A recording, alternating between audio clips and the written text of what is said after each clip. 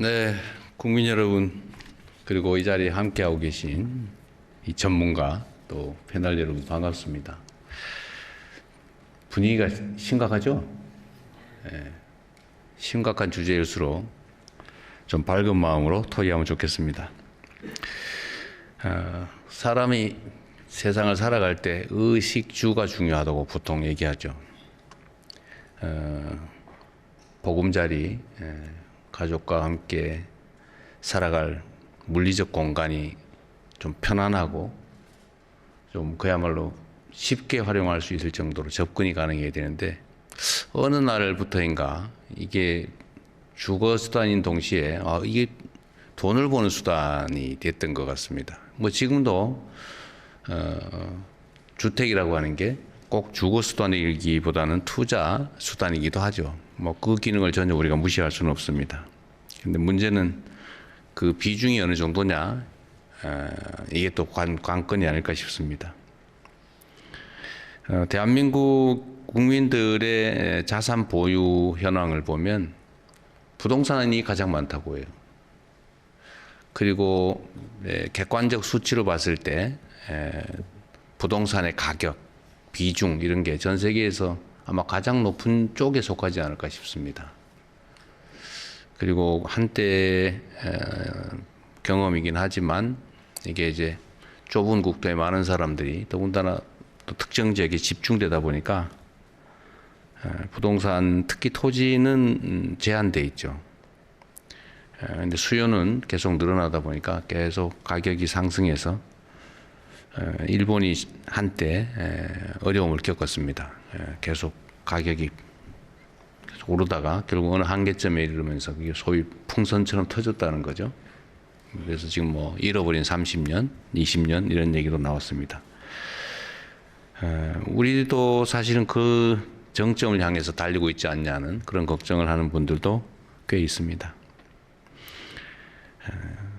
이제 그 어떤 대책이 좀 필요하다라고 하는 게 우리 국민들의 공감대이기도 해요. 그래서 이 문제는 사실 매우 어렵습니다. 모든 정권들이 이 문제를 해결하기 위해서 애를 써왔죠. 근데 묘하게도 국민들 사이에 이런 인식이 생겼습니다. 어떤 유형의 정권이 들어서면 오르더라.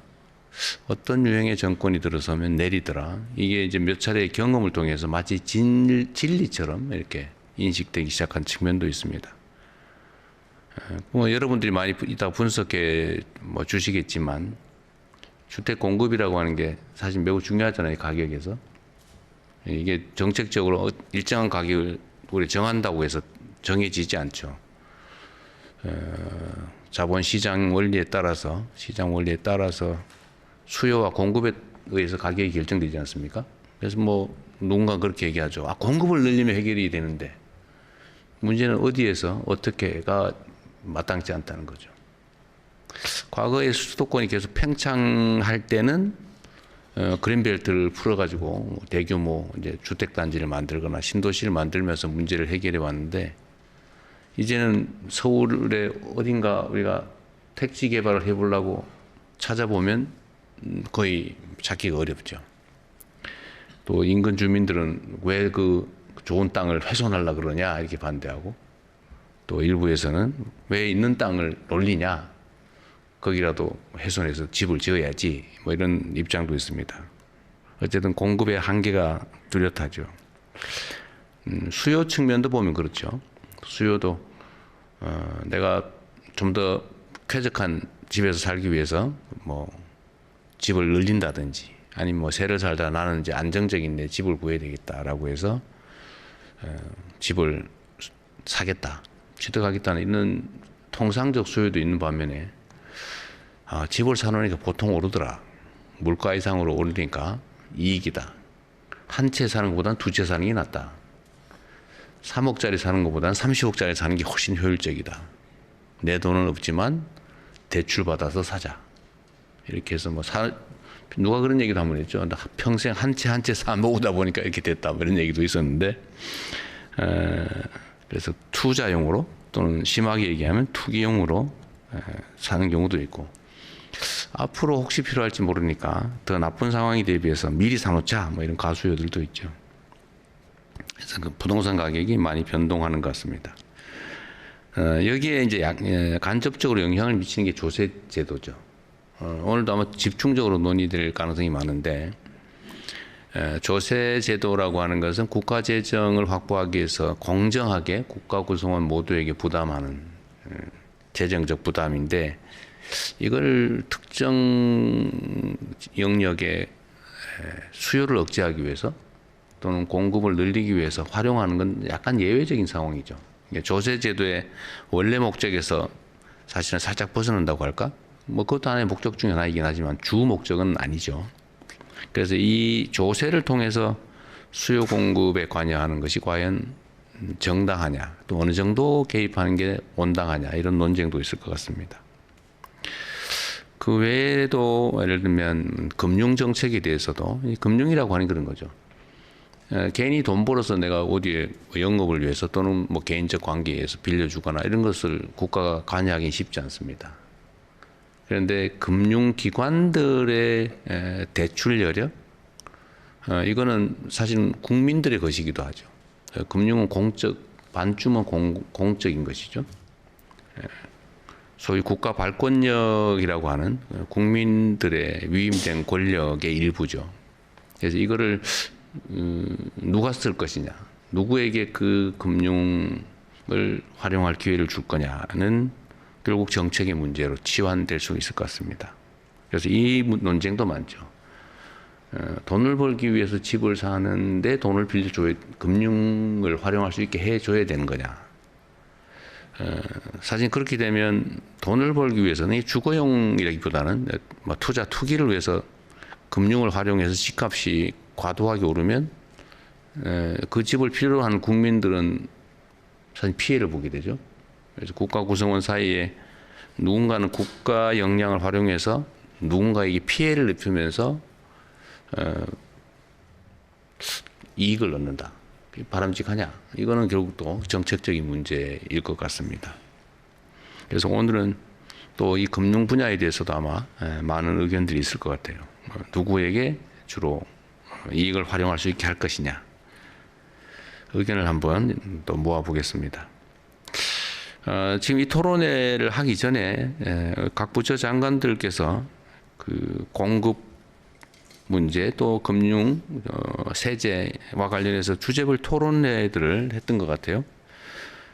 그래서 그 토론회 결과도 제가 다 대체적으로 요약된 걸 받았는데, 뭐 여러 가지 의견들이 있지만 좀 특기할 만한 거 이런 것 같습니다. 제가 보기에 대체적으로 요약된 걸 받았는데, 뭐 여러 가지 의견들이 있지만 좀 특기할 만한 거 이런 것 같습니다. 제가 보기에 일단은 과거에 비해서, 과거라고 하는 게 뭐 아주 먼 과거를 얘기하는 건 아니고 얼마 전에 비해서 약간 변화된 게 있어요. 그 첫째로는 과거에는 부동산이란 당연히 또 주택을 포함해서 돈을 버는 수단이다, 또는 사람이 사는 게 주된 목적이다, 여기에서 돈을 버는 투자, 또는 나쁘게 얘기하면 투기용으로 쓰는 게 정당하다, 이게 많았는데 이번에는 보니까 투자 수단이라기보다는 쾌적한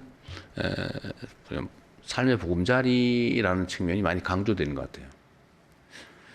또 한 가지는 청년, 그다음에 신혼부부, 다자녀 가구에 대해서 좀 특별한 배려가 필요하다가 많이 늘었어요.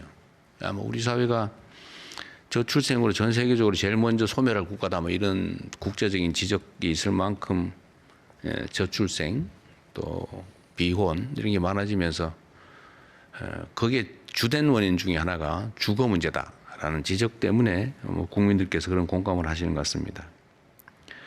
그래서 오늘은 여기 어떤 뭐 정책 발표 자리는 아니고, 또 여러분들이, 또 우리 국민들께서 어떤 의견을 가지고 계신지를 좀 허심탄회하게 좀 들어보려고 합니다. 가급적인 말씀 하실 게 정말 많을 거예요. 이거는 대한민국의 최대 과제 중에 하나입니다.